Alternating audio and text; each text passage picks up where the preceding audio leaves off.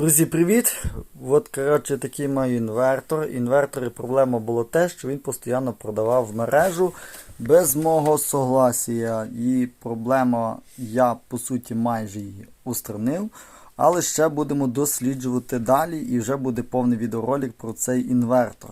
На даний момент я зараз замінив плату, проблема повністю пропала, але виникла друга проблема, те, що імуноінвертор, якому я мав, в другому відвалювався МППТ постійно. І зараз з'явилася тут така проблема.